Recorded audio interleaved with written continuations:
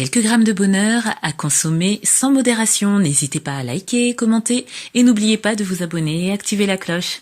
C'est parti. Quelques grammes de bonheur. Quelques grammes de bonheur. Quelques grammes de bonheur. Quelques grammes de bonheur. Quelques grammes de bonheur. Quelques grammes de bonheur. Quelques grammes de bonheur. Quelques grammes de bonheur. Quelques grammes de bonheur. Bonjour ou bonsoir, quelle que soit l'heure, bienvenue à tous. Aujourd'hui, nous sommes avec Delphine, 34 ans, responsable merchandising et qui réside à Vincennes. Bonjour Delphine. Bonjour. Comment vas-tu ? Très bien, merci. Et toi ? Oui, ça va, merci. Est-ce que j'ai bien prononcé le mot merchandising ? Merchandising, oui, c'est vrai que peut être un peu compliqué, mais oui, tu as très bien prononcé. Merci. Et au-delà de l'avoir bien prononcé, est-ce que tu peux nous présenter un peu de quoi il s'agit ? En fait, c'est tout simplement être responsable de l'identité visuelle. Dans mon cas, c'est un magasin. Oui. Donc le respect des standards de la marque, suivre tous les guides en fait qu'ils nous envoient. Surtout dans ce cas-là, quand c'est une grande entreprise qui a plusieurs magasins, il faut que tous les magasins se ressemblent et respectent les mêmes standards. Donc nous, mon équipe, c'est ce dont on est responsable. D'accord. Ah, c'est grâce à des gens comme toi que cela est possible. Oui. Ah bah, c'est super. Tu exerces depuis longtemps ? Je suis dans l'entreprise depuis presque 10 ans maintenant, mais à ce poste-là depuis 1 an et demi. Tu montres qu'on peut encore évoluer au sein d'une même entreprise de nos jours et ça, c'est très positif. Exactement, ouais. Tu vis à Vincennes. Comment s'appellent les habitants de cette jolie ville ? Les Vincenois, je crois, il me semble. Oui. C'est une question piège. Je vis à Vincennes depuis des années et c'est une question que je ne me suis jamais posée. Je pense que c'est les Vincenois, je pense. Eh bien, écoutez, chers auditeurs, mettez-le nous si vous le savez. Je crois l'avoir su à une époque, mais moi-même, je ne saurais t'affirmer ou infirmer ce que tu viens d'avancer. Donc, n'hésitez pas, chers auditeurs. Quel bonheur est-ce que tu vas partager avec nous ? Alors, pour ma part, c'est mon dernier bonheur en date. Il s'agit d'un projet en fait que j'ai entrepris, c'est l'écriture. Oui. J'ai commencé, alors pour placer un peu les choses dans le contexte, j'ai été diagnostiquée en 2011 de la maladie de Crohn, qui atteint en fait plus ou moins de manière grave tout le système digestif. Et j'ai traversé beaucoup d'épreuves assez dures et je réussis aujourd'hui, donc près de 10 ans après, à mettre tout ça sur papier et à ajouter en fait une touche d'humour sur les épreuves que j'ai traversées. Et pour moi, ça a été vraiment très important d'arriver à le faire. Oui. Et encore plus d'arriver à faire lire ces quelques pages pour l'instant que j'ai écrites, parce que je ne sais pas du tout combien est-ce que ça comportera de pages au final et si un jour ça peut faire un livre. Mais en tout cas, les quelques pages que j'ai pu faire lire à des proches, j'ai eu énormément de retours positifs et c'est quelque chose qui m'a énormément touchée et qui me pousse à continuer et à aller de l'avant et puis à pousser, à écrire en fait de plus en plus et à vraiment raconter mon histoire au final. Oui, et c'est ce que tu es en train de faire, de te livrer un peu, et je t'en remercie parce que la maladie de Crohn, c'est quelque chose qui a été plus ou moins médiatisé ces dernières années, mais on ne sait pas vraiment de quoi il s'agit. Tu viens de nous dire ce que ça touchait plus ou moins dans le corps. Est-ce que c'est une maladie qui se guérit ou bien il faut juste apprendre à vivre avec et avoir des traitements à vie ? Alors, il y a plusieurs théories en fait sur cette maladie. Donc, c'est une maladie auto-immune. Elle fait partie des nouvelles maladies qu'on appelle des nouvelles maladies, c'est-à-dire que c'est des maladies qui n'existaient pas ou qui n'étaient pas diagnostiquées il y a déjà de ça quelques années. Donc c'est des maladies en fait dont le système immunitaire est la principale cause. Oui. C'est notre système immunitaire qui nous attaque nous-mêmes. Donc comme la sclérose en plaques par exemple. Il y a beaucoup de maladies en fait de ce type-là qu'on appelle auto-immunes, la polyarthrite rhumatoïde, etc. Et en fait, aujourd'hui, il y a plusieurs thérapies. Donc il y a la médecine orientale, la médecine occidentale, les médecines douces. Ici, en tout cas en France, ce qu'on propose, c'est une thérapie qui vise à affaiblir le système immunitaire et à faire en sorte qu'il nous attaque moins, ce qui provoque moins d'inflammation. Il y a différents types de niveaux d'atteinte.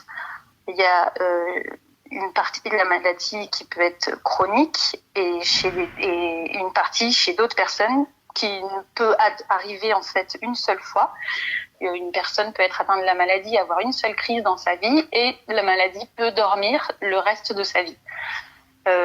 Chez moi, elle est chronique, donc elle s'est réveillée plusieurs fois sur ces 10 dernières années et plus ou moins, elle se réveille sous forme de crise, de grosses crises, donc des crises de douleur. Vous pouvez perdre beaucoup de poids. Et donc, ce qui nécessite parfois des hospitalisations. Ah oui, à ce point-là. Oui. D'accord. Et lorsque tu as été diagnostiquée, parce que là, je suppose que tu en sais autant, parce que tu nous l'as dit, cela fait 10 ans que tu en es atteinte, mais lorsque tu as été diagnostiquée, ça a dû être un choc pour toi, et peut-être que tu n'en savais pas autant, peut-être même que tu ne connaissais pas du tout. Oui, alors je connaissais pas du tout cette maladie, sauf quelques heures avant le diagnostic. Faut savoir que je suis allée en fait faire ma coloscopie accompagnée par ma mère. Et ma mère venait de m'en parler vraiment juste avant en fait ma coloscopie, parce que c'est une personne qui a l'habitude de faire beaucoup de recherches. Oui. Et puis ça a été aussi très violent la manière dont on me l'a annoncé. C'est vrai que dans le corps médical, je pense que je dois pas être la seule à avoir vécu. Pardon, c'est mon chien qui s'exprime. Je pense que je ne pas être la seule à avoir vécu ce genre d'expérience. Avec le corps médical qui parfois peut être un peu froid et dur. Oui. Et c'est-à-dire qu'on est dans un box, on vient de faire une coloscopie, on ne sait pas ce qu'on va nous annoncer. Et puis la personne entre et nous regarde et nous dit c'est la maladie de Crohn, on se revoit la semaine prochaine, on mettra un traitement en place et voilà. Donc j'ai pas eu plus d'explications que ça. Ah oui, jour-là. C'est assez violent quand même. Oui, ça a été assez violent. Surtout quand on nous donne pas, on pense tout de suite qu'il y a forcément des raisons, alors que non, il n'y a pas de raison à cette maladie. C'est pas quelque chose qu'on attrape. Oui. C'est pas quelque chose qui est contagieux non plus. Donc du coup, on se pose plein de questions. Et la première erreur à ne pas faire, c'est d'ensuite aller courir sur Internet et chercher qu'est-ce que la maladie de Crohn, parce que là, vous tombez sur tout et n'importe quoi. Oui. Et ça peut être très angoissant. Oui, j'imagine. Et sans parler du côté où, dans les questionnements, on se demande est-ce que c'était mon hygiène alimentaire, est-ce que c'était ceci. Tu as dû te poser tout un tas de questions sans plus avoir d'explications. Mais c'est important ce que tu soulignes parce qu'effectivement, dans d'autres épisodes, on a pu le voir. Le corps médical étant lui-même soumis au stress constant, à beaucoup de choses très dures. Certains, pas tous, on ne va pas généraliser, mais certains, effectivement, en deviennent distants, froids et perdent quelque peu la notion d'humanité et d'empathie. Et il est vrai qu'on se retrouve avec des situations telles que tu y décris. Mais donc dans ton parcours, là, on le comprend bien, tu as eu cette annonce violente qui a chamboulé toute ta vie au point que ça a même attaqué ton corps, puisque tu nous parles de plusieurs crises, tu nous parles de perte de poids, donc ça a changé énormément de choses, même sur ta perception de toi-même, j'imagine. Mais ce qui est bien et positif finalement, parce que tu nous contactes pour ça, c'est que tu as su trouver déjà sur le plan médical, parce que tu nous as dit qu'il existe des thérapies qui peuvent apparemment atténuer la chose, c'est bien ça, si j'ai compris. Oui, des thérapies qui peuvent atténuer la chose. Ce dont moi, au début du diagnostic, il y avait des choses que je voulais pas infliger à mon corps. Oui. Il y a des molécules qui font extrêmement peur, surtout quand vous regardez les effets secondaires. Donc, j'ai essayé de trouver aussi à ma manière comment stabiliser la chose. Ce qui a été possible pendant plusieurs années jusqu'en 2016. Et 2016 a été l'année la plus grave puisque j'ai passé 2 mois et demi en réanimation après avoir failli mourir suite à une péritonite. Une péritonite, c'est une inflammation du péritone. Du péritone, c'est ça. C'est ça. Enfin, c'est plus qu'une inflammation, c'est une infection. C'est-à-dire D'accord. que j'ai eu en fait une occlusion intestinale qui a fini par perforer mon intestin et qui a du coup infecté tout le péritoine. Et c'est ces choses-là aujourd'hui que j'arrive en fait à raconter avec du recul. Et ces petites touches d'humour qui sont très importantes pour moi, c'est ce qui aussi m'a fait tenir, c'est que vous vous retrouvez vraiment dans des situations ridicules qui sur le moment sont en même temps terribles, mais aussi ridicules, que vous pouvez ensuite avec le recul en rire. Et je sais que ça peut être un peu compliqué sur le moment à comprendre, mais moi, si je fais ça aujourd'hui, c'est aussi parce que j'aimerais aider des personnes qui sont atteintes ou non de la maladie, d'autres maladies ou des personnes saines, peu importe, Oui. mais à comprendre vraiment en fait par quoi est-ce qu'on peut passer. Et c'est le genre de livre que j'aurais aimé trouver en fait dans les débuts, et ça m'aurait énormément aidé.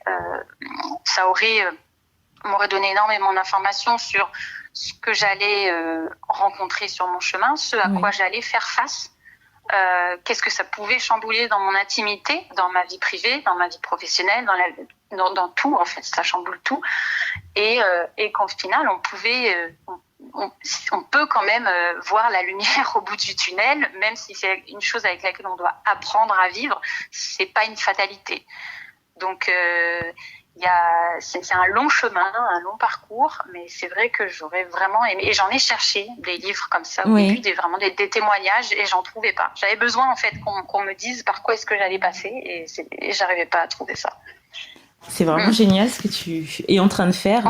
Déjà, je trouve que tu fais preuve de beaucoup de résilience, et ça n'est pas facile, ce n'est pas donné à tout le monde, et même la générosité aussi, parce que tu soulignes aussi le fait que dans ces moments-là, certes, on peut avoir l'entourage, mais qui ne vit pas la même chose, et qui peut essayer de comprendre intellectuellement, mais tu peux lui dire j'ai mal, et la personne te comprend, mais elle ne ressent pas la douleur que tu ressens. Et je comprends ce besoin que tu as eu de trouver des gens qui avaient pu passer par là, et je trouve ça extraordinaire que tu prennes ta plume pour offrir ça à de futures personnes qui en auront besoin et qui trouveront un écho et du coup un réconfort, parce que parfois se sentir juste compris, ça fait beaucoup de bien.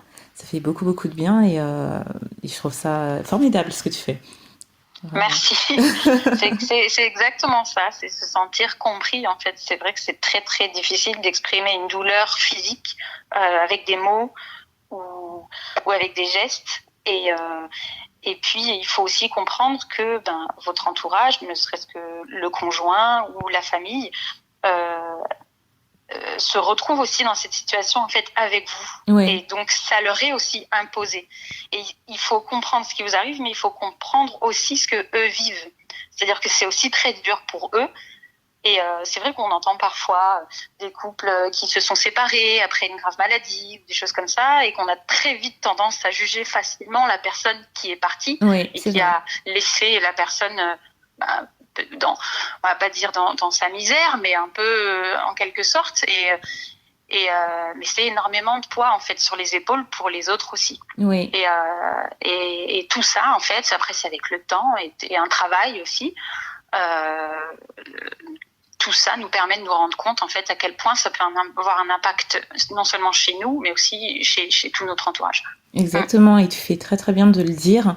Parce qu'il est vrai aussi que dans ces situations-là, ou dans d'autres, tu as parlé d'autres maladies, cancer, ou même des gens qui sont en train de mourir, on pense souvent à la personne qui est dedans, mais comme tu le dis très justement, l'entourage aussi porte une espèce de poids et n'est pas toujours accompagné, parce que ce ne sont pas eux qui sont directement concernés, alors que psychologiquement, ils vivent aussi des choses, et c'est très très important de le dire, ce que tu fais. Et finalement, d'écrire et de pouvoir mettre de l'humour sur tout ce qui t'est arrivé, ce qui te procure du bonheur, c'est de pouvoir aussi regarder la situation avec tout ce recul. C'est l'idée que ça va aider d'autres personnes, c'est un tout. C'est quoi exactement ? Oui, c'est vraiment un tout. C'est déjà une fierté personnelle, je vais pas le cacher, hein, Oui. d'arriver aujourd'hui à en parler, parce que pendant des années, je pouvais pas vraiment en parler. Je me mettais à pleurer dès que j'évoquais en fait ma maladie. Et aujourd'hui, de pouvoir en parler en fait et mettre une touche d'humour et dédramatiser en quelque sorte la chose, ça m'aide énormément. Et pouvoir aussi vraiment aider d'autres personnes. J'adorerais qu'on me dise, si un jour, par exemple, je publie un livre, j'adorerais avoir des retours de personnes qui ont vraiment été touchées par le livre et qui se sont senties vraiment accompagnées et aidées par ce que j'aurais pu écrire. Et ça, ce serait vraiment un autre accomplissement incroyable si j'arrivais jusque-là.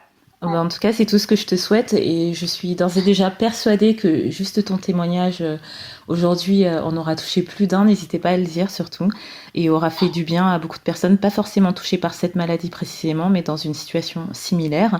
Et pour cela, je te remercie énormément de t'être livrée ainsi pour avoir et d'avoir fait du bien à toutes ces personnes dont je parle. Et merci à toi de m'avoir écoutée.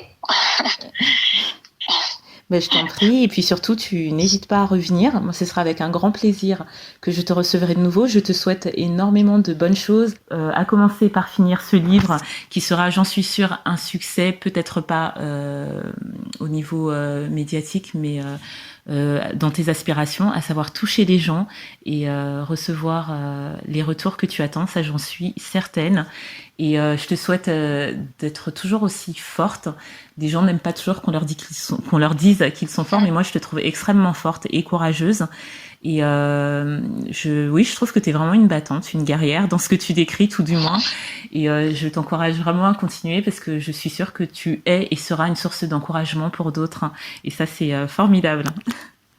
Merci beaucoup, en tout cas, pour tous ces jolis mots, pour ton soutien. En tout cas, ce fut un plaisir partagé et je reviendrai avec plaisir.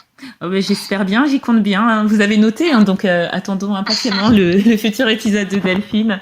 Eh bien, je te dis à très très vite. Merci, à très vite. Et n'oubliez pas, vous autres, le bonheur aussi léger soit-il n'est jamais loin, alors sachez le voir, vous en saisir et l'apprécier. À bientôt. Quelques grammes de bonheur. Quelques grammes de bonheur. Quelques grammes de bonheur. Quelques grammes de bonheur. Quelques grammes de bonheur. Quelques grammes de bonheur. Quelques grammes de bonheur. Quelques Quelques grammes de grammes de bonheur. bonheur. 4 grammes de bonheur.